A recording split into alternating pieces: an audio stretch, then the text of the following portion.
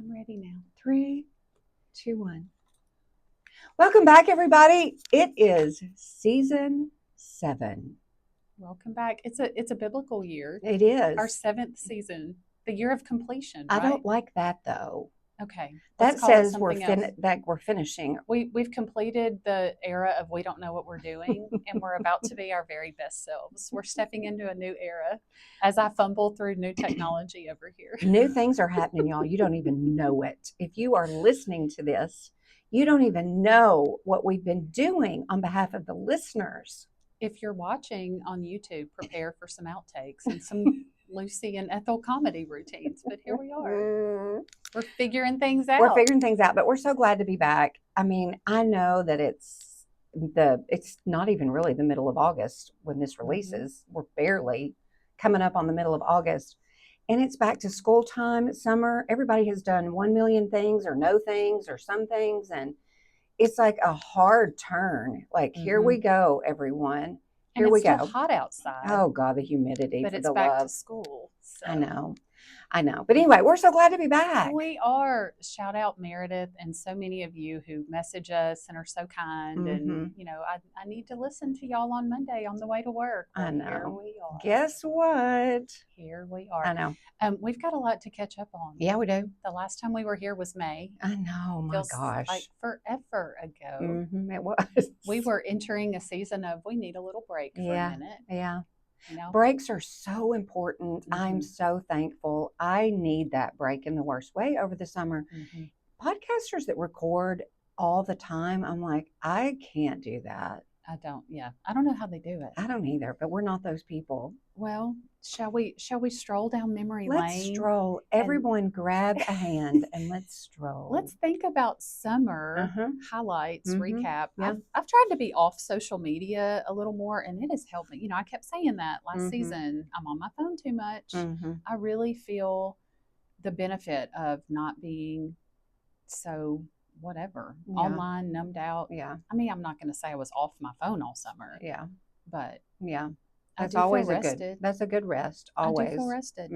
Oh my goodness. This morning in the Bible app, they talked about, it was the verse about the fig tree. Have you I'm in another app these days, and so I don't go to that as much. This is not spiritual as much as, yes, but the reason I'm mentioning this, as one of my 50 adventures, I ate a fig. Have you had a fig? I've had a fig Newton. Okay, me too. They're not the same. They're not the same. My sister Danielle has a fig tree. Really? She came over one night this week and she was so excited about this Tupperware of figs. And she said, I can't wait for you to eat a fig. And I said, I'm not eating a fig. And she said, no, hold on. It's not like a raisin. It's like a peach and a strawberry had a baby. I don't know about that. Do you like peaches? Yeah. Do you like strawberries? Yes. You would like a fig. Okay. I understand now why the figs were so important in the Bible. They're amazing. Okay. So my husband and I fought over the figs that she left at our home. You just like pick it off the tree, rinse it off, take a bite. And there's no core and there's no stem. You eat the whole thing. Oh, I like a no core. I'm going to bring you a fig. Yeah. If y'all are listening, let us know how you feel about figs. Yeah. I just feel like I discovered something 50 years later. How do you feel about fig Newtons? Terrible. They are weird. And that's what I thought a fig was. I know. Every time there was any reference to a fig in scripture. What is a Newton? Why is it called a fig Newton? Is Newton a person?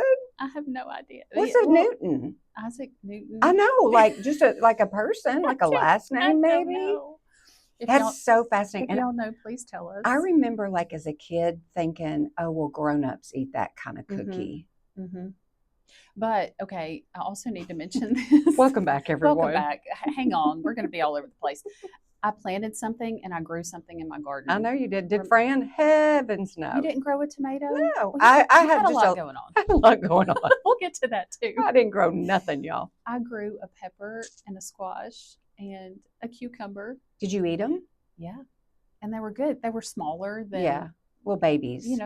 We're starting small, but also we overcrowded my little container garden. Well, we were very ambitious. Yeah, you don't know. You don't know how it's going to go. But I learned a lot about things needing space to grow and thrive. And now I'm looking at and when we went to either Costa Rica or Sparta, one of our July trips, we came home and they were dried up, shriveled up, nothing. Sorry, buddy. So now I'm thinking, maybe, is it zucchini time? There's something I can plant now that. Well, you know what's funny is that, says the one that's never planted a darn thing in her life, is that, you just like, you think, well, maybe this little vine, this little tree, this little plant is going to like make 3 because it's going to fit, and then you don't know. You don't know, are 20 going to come out of this thing? That's right. Like, how do you know that until it starts happening? And mine was overcrowded. I think it would have produced a lot more if it had just had some room to roam. So is it done? Are we done growing these things? They dried up. After that, we were done. They were dead.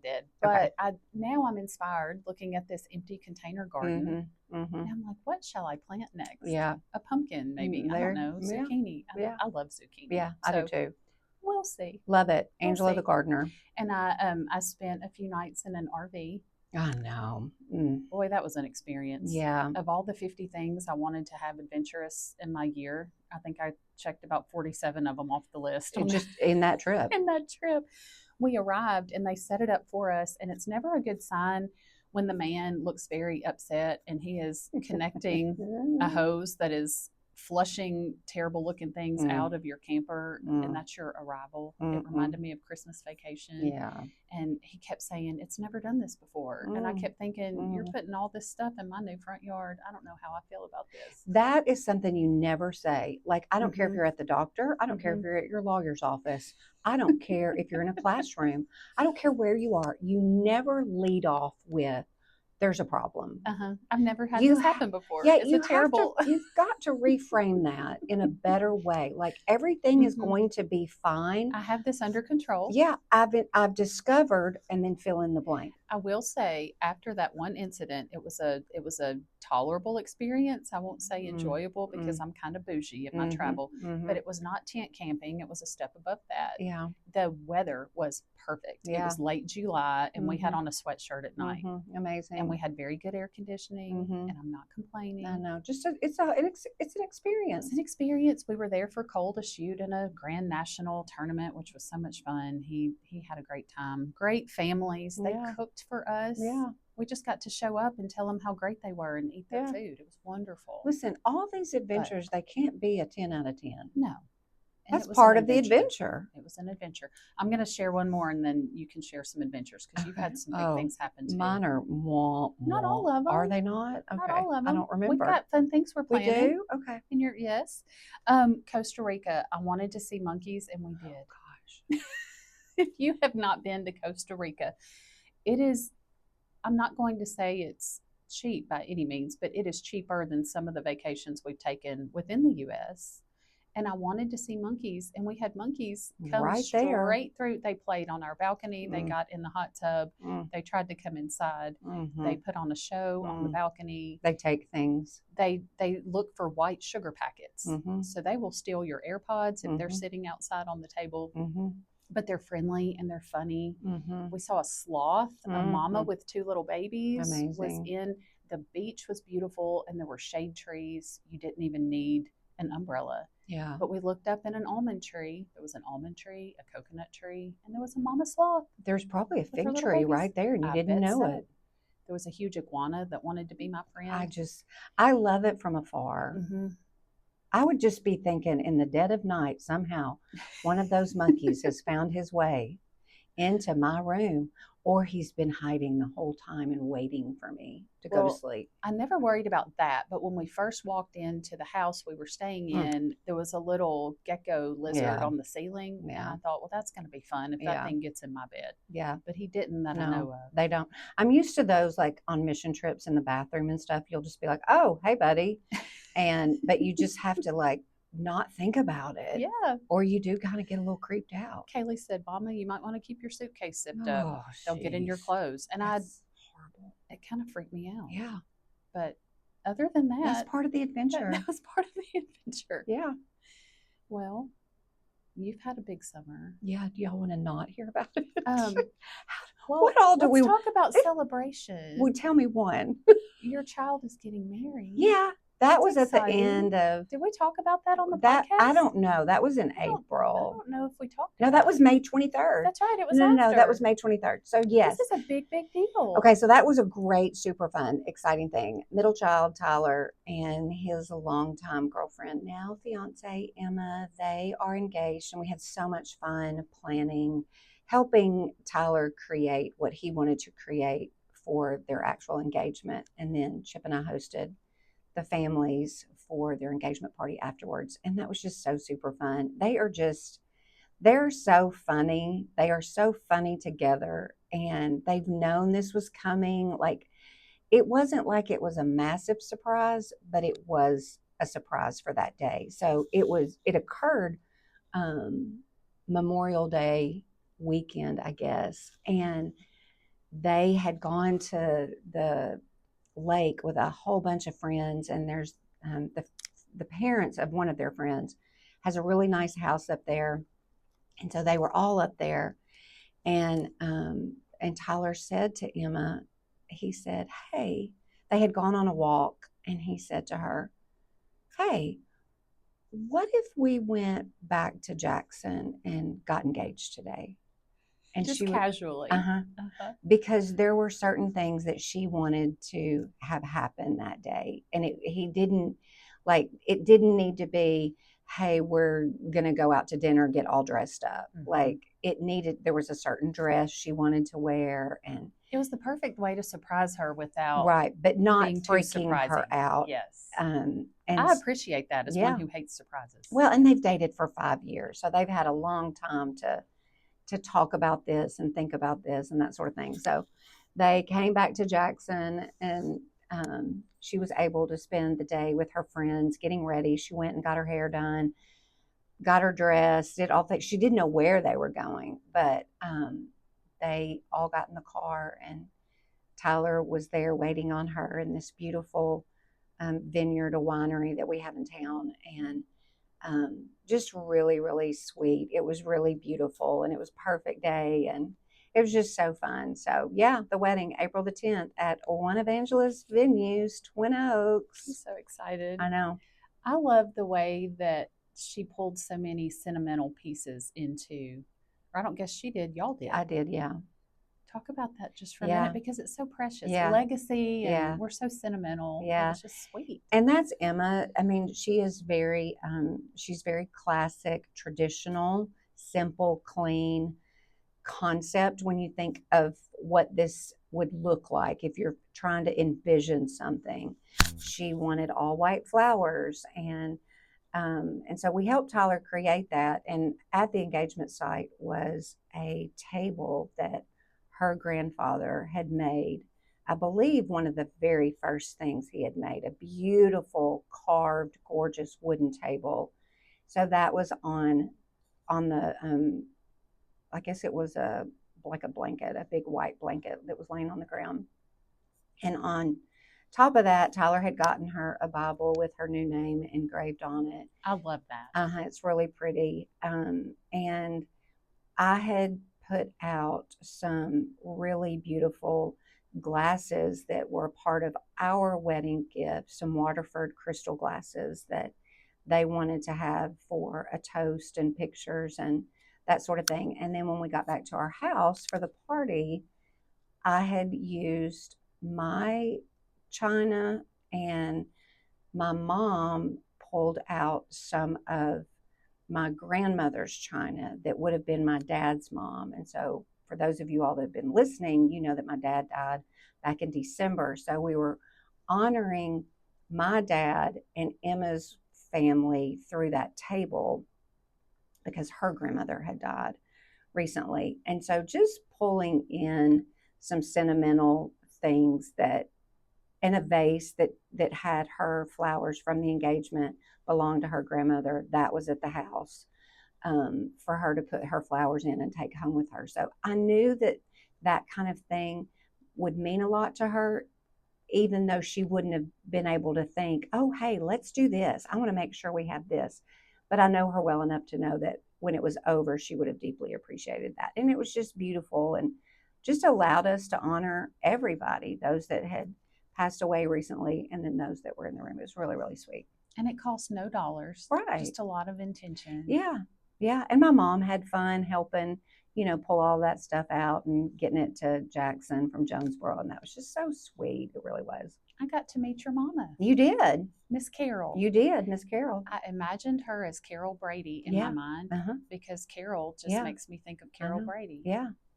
And I don't know that I would compare them. Yeah. Well, I don't know. They both have short hair and they're named Carol. Yeah. But your mom is absolutely lovely. Well, she's now 87 years old. She had a birthday over the summer. And so, Talk about her reading. She amazes me. Yeah, she reads, God, what'd she say? Like, oh my goodness. She reads a book like every 2 to 3 days she can. When she was with us, like after Dad died and over the ice storm and stuff, she would like read a book in a day. And I'm like, okay. That's amazing. I know. Me. So she loves to read. She's in 2 different book clubs. She's just funny. That inspires me. My goal was to read a book this summer. Right. And I did. Yeah. I actually read a few. Well, she's the one that inspired us to read Theo F. Golden. Oh, yes. And then I read over the summer The Correspondent. That's the one that everybody recommends next. My gosh. Do you recommend it? 100%. I give it a 15 out of 10. And if you can handle Audible, I cannot handle Audible for most books, but The Correspondent is amazing when it comes to the narrators. There's multiple voices. There's a voice for every character. And so it is just so well done. And I literally sat in my car finishing it before I went up inside the gym and I cried. Oh. The ending was just more than my little heart could take. It was absolutely beautiful. So I read The Correspondent, and then before school starts, I don't know, I'm not going to finish this, but that's okay. I can only read when I'm not in class because I read too much during the school year for class. But the next one that I'm listening to on Audible, if you can handle Audible, I understand some people can't, and it does count as reading, is The Calamity Club. Oh, what is that? Oh my gosh, I just started it. It's a huge novel. But I saw it also online, and I also saw that it kind of fell in line of, if you read this, then you would enjoy this. The same lady, I think her name is Catherine Stockett. She wrote The Help. Oh, yes. It is a monster of a book, but it takes place in the South, deep Mississippi Southern accents when you're listening to it. It is amazing. So I'll have to look for that. Yeah. So when I work out or when I'm walking, that's when I'm listening to these audiobooks. So it's so good, y'all. It's so good. I found The Correspondent was recommended, and also is it Sean Dietrich, of the South? And I read one of his books, and I didn't love it. That's okay. There were too many bad things that happened to people. You don't have to love them all. I want to be that little kid that gets the disclaimer. I want like a G or a PG. You'll leave happier than you found it. Yeah. Nobody dies. There's no trauma. Right. I know. I had to ask my mom because I kind of knew what The Correspondent was about, but I had to ask her. She had also read The Calamity Club. And so I was like, can I handle it? Like, I didn't realize how long it was, but she was like, "Oh yeah, it's great. You'll love it." And I was like, "Okay, that's all I need to know." Start getting a Carol rating before we invest time reading books. I know. Well, will I be able to handle this? I know. The other one I read, Carly Fortune, Every Summer After, and then One Golden Summer. And I keep forgetting there's a Netflix show. Oh, I know. Based on that. Yeah. I've not had Netflix time. Yeah, I didn't. That's for cold weather. Yeah. There was something I watched on Peacock with Jennifer Garner that was like the #1 streamed show over the entire summer, and I'm drawing a complete blank. Is that about the friends that go away? And it's an Erin Hildebrand book, and I'm just drawing a complete blank. But that was a phenomenal thing to watch over the summer. I started Dallas Cowboy Cheerleaders. I watched all that too. Have not made it super. I keep forgetting. Yeah. When it's light till 9 o'clock, I don't come inside. I just have to watch it all at once, or I forget about it. Yeah. I have to forget about it. Okay, really quick, because we've got lots of other things to say. So here is what I want the people to know. Number one, I need everybody to go to the dermatologist. Oh, yes. I need everybody to do that. I went for something else on my face, really strictly out of vanity purposes, because I didn't like that where it was, and it was just like a little bump. Nobody would have ever known it was there either. but it was just more annoying to me. But it was a little bump right above my eyebrow. And so I called and asked for an appointment thinking, well, it'll be in 4 months. And they're like, well, we can see you tomorrow. And I was like, okay. So I go in, and y'all, if you've never been to the dermatologist, they have these little, it's a circle with a big light and a 1.94 bazillion magnifying glass on it. And so they're looking at all of these places. And so she's looking at that place and she's like, oh yeah, I can take care of that. No big deal.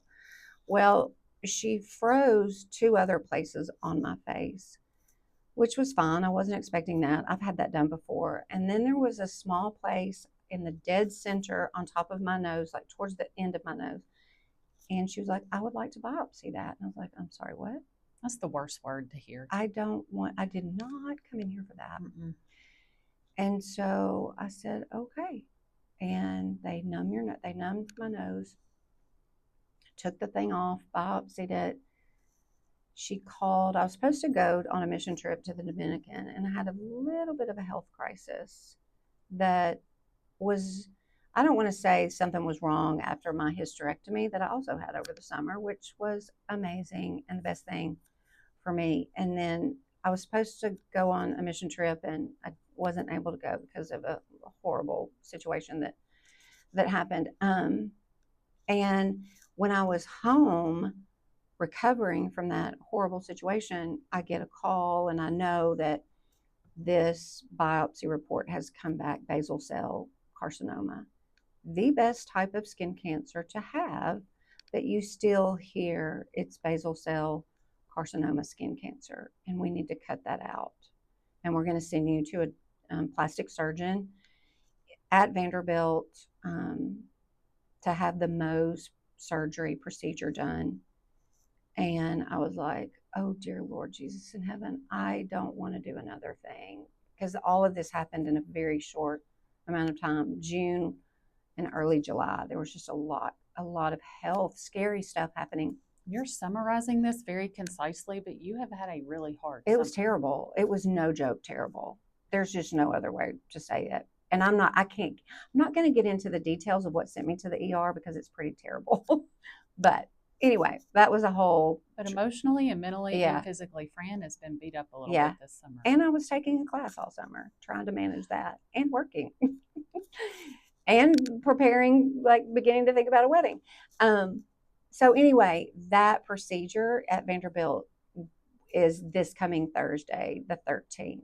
And pray for Fran. I'm just ready to get it over with, but I've seen enough videos online. Like, I know what I'm stepping into, and I'm absolutely dreading it. Am I so thankful that a plastic surgeon is doing this? Yes, for minimal scarring. If you needed to have something done that's not on your face, most dermatologists will do it right in the office because they don't care. Like, you're got a huge scar on my arm. Right, your arm, they don't care. They do not care. But on your face, I appreciate the fact that they care.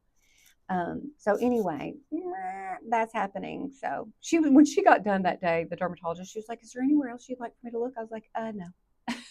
I thought you were going to say everywhere. No, I was terrified. I was sweating. It's hard because I think she knew that it was basal cell, and so she started moving the conversation. She was telling me about Vanderbilt. She was telling me about Mohs surgery. She was telling me all the stuff, and I was like, I can't hear what you're saying. It's overwhelming. It was, and it was just on the heels of this other traumatic health event. It was just all happening at once, and I was like, good gosh. It sounded like, as you were telling me things all summer, like when you're in the ocean and a really big wave knocks you down and you're disoriented, then you try to stand up and catch your breath, and then here comes another wave. You got rocked. I did, but here's the thing, and we've talked about this. We've already talked about it in front of some women, but the Lord has been so kind to expose some things in my heart that need to be dealt with, that are so deeply rooted, that are tied to I said to our pastor last Sunday at church, I said, he was checking in, he knew what was going on and stuff, and I was like, well, come to find out, Eugene, I really like to work for man and not the Lord. I really like to be seen and approved and noticed by man. And so the fact that I didn't get to go on a mission trip really kind of made me wonder about my motive.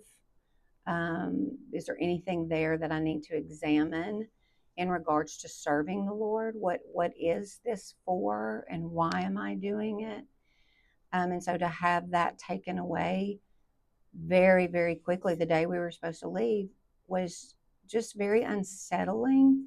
And then this place on my face, where everyone looks at you. If this was on my back, leg, or arm, nobody would care and they would move on. But the fact that it's dead center on my face really makes me think about what I want people to see of me that is physical. Because as girls, we are, whether it's intentional or it's more just like the world telling us what we're supposed to look like, and the standard of beauty and what's important. And so it's just been a real interesting season. I don't love it. I've said to Angela 7,000 times, I would like to choose my refinement and the process and the way that the Lord wants to do this. But he's like, I feel like because it's been so much so quickly, that this is something that he's probably fed up with. And like, we are going to get to the bottom of this. And I'm okay with it. I don't love it, but I'm okay with it. So happy summer 2026.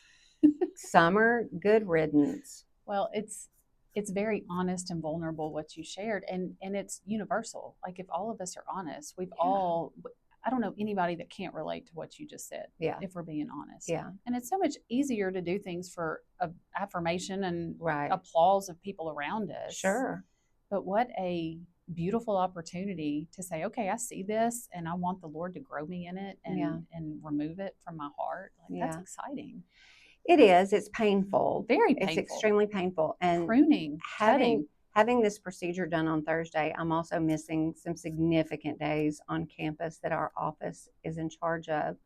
And that's just another instance of, no, Fran, you're not going to be a part of that. No, you're not going to do that. No, you're not going to do that. And you also really love and care about these students and want to be there with them for lots. It's complicated. It is complicated because it really causes me to question my motive with everything. Is we all like to be seen, appreciated, noticed, valued in very public places.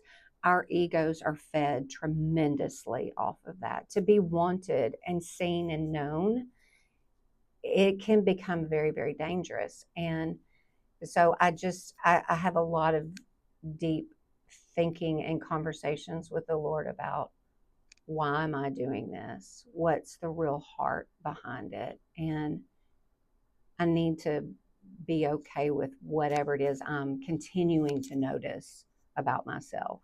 And that's so good, because the foundation of our friendship for 10 years has been reminding each other, what's the condition of my heart? What's the Lord teaching me? Where do I need to grow right now? And I think I've had a lot, that's not true. I've had some really good conversations with some different people recently. And I believe that even when it comes to what is the condition of your heart, I don't know that we know how to discover what that is in moment to moment to moment, hour to hour to hour to hour. We don't bother to take the time to see these sinful patterns, much less do a whole lot with it, because it just doesn't seem like it's that big of a deal. And to me, that has grieved me really deeply when I've just let sin, unrepentant sin, just continue to grow in my heart and in my life. And I'm just ignoring it and forgetting what Christ has done because of that sin. And I'm just taking it I'm being very careless with it. And I don't like that at all.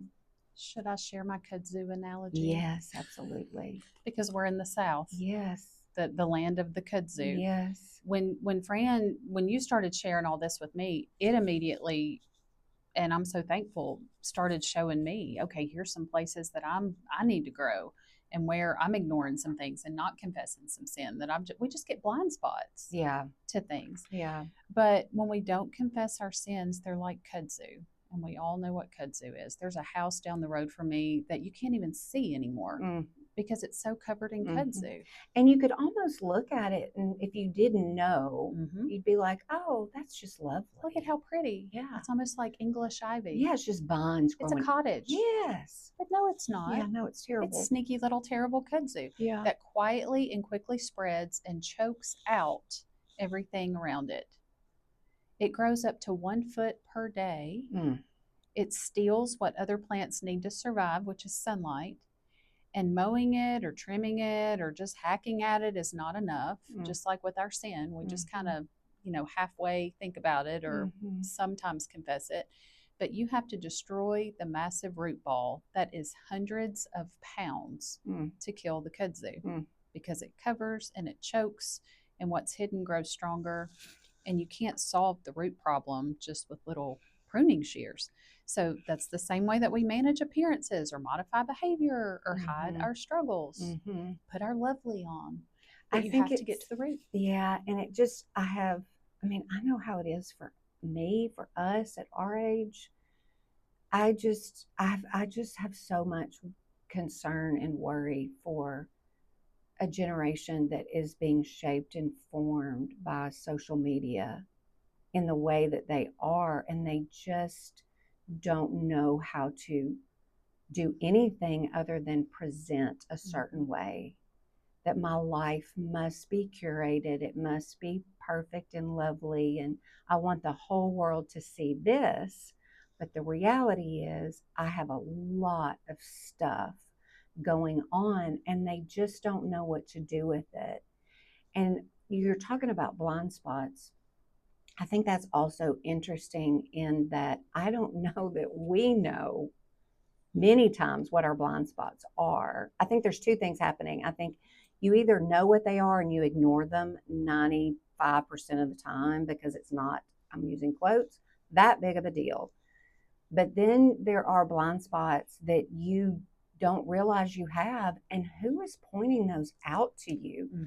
Who can say, hey, Angela, I noticed this about you, and I'm not worried about what that's going to do to our friendship, or is it going to create some weird tension? I don't know how to handle conflict well at all. And so I'm probably one of the most avoidant people on the planet. And so I'm not going to point out blind spots, not even in my own children, super well. And so to receive that is just that ego of mine. It's going to hurt it really, really bad. And I'm not going to know who I am without the approval and the good and the pat on the back and the, you're awesome and you're so amazing. And it's just like, whoa, law. This is just, it is complicated and difficult and not an easy road to walk down. Because of our pride. Oh, God's awful. But when we think about it, I'm not telling God anything he doesn't already know. Exactly. I'm just inviting him in to help me heal and grow and be who he made me to be. And we forget, it's almost like, well, I don't want to tell him. Right. He knows. Right. It's for my good. And just letting him walk you through the process of, okay, we've exposed this sin. You see a pattern, you see a thread in your life. It's exposed. Now what? Now what are you going to let him do? And I